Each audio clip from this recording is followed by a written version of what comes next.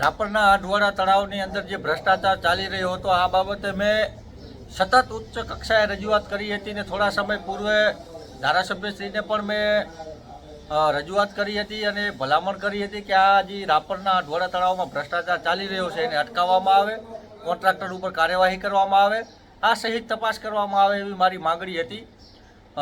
આ માંગણીને ગઈકાલની નગરપાલિકાની મળેલ સામાન્ય સભામાં નોંધ લઈ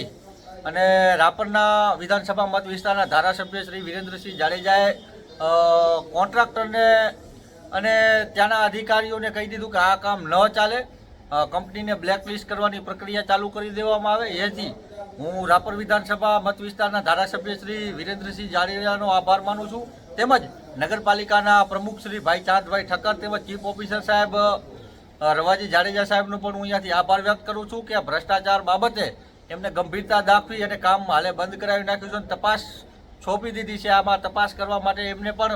ઉચ્ચ કક્ષાએ ભલામણ કરી છે। રાપરની અંદરમાં ભ્રષ્ટાચાર નાબૂદ કરવો તો સૌ સાથે મળીને આપણે લોકોએ પક્ષ વિપક્ષનું બધું